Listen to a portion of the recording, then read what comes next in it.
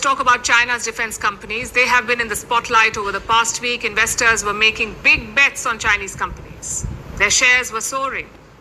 That rally ended today. Chinese defense stocks are under pressure. The sell-off hit major players like Avic Chengdu Aircraft. They are the makers of the J-10 fighter jets. Avic's stock price fell by over 9% today. Similarly, shares of Zhuzhou Hongda Electronics fell by over 6%.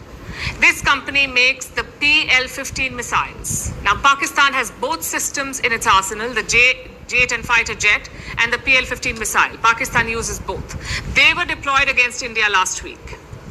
And this is when their stocks shot up. But they failed to perform.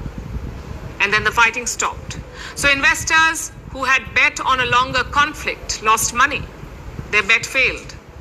Their calculation was quite simple. If India and Pakistan continue to fight, more Chinese arms would be sold to Pakistan. And on paper, this made sense. China remains Pakistan's largest weapon supplier. China is Pakistan's largest weapon supplier from 2019 to 2023. In 4 years, 81% of Pakistan's arms came from China. That's over $5 billion in sales. China has a virtual monopoly over Pakistan's defense supplies, so a longer operation with India would have meant more orders and more sales for these companies. But that's not how it played out. So the stocks fell.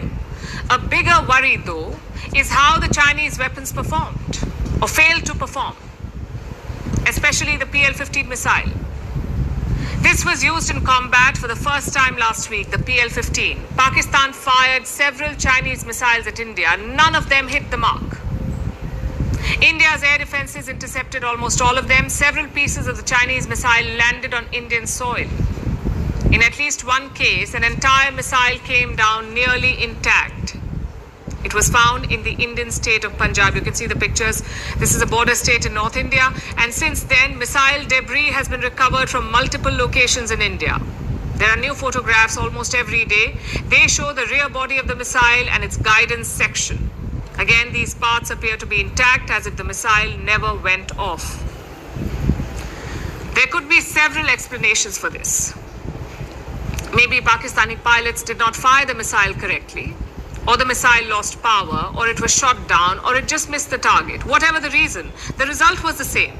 The missiles proved to be duds. They fell on the ground, mostly undamaged. And this is very bad publicity for the company that makes them. These pictures are circulating the world over. They would certainly make China's defense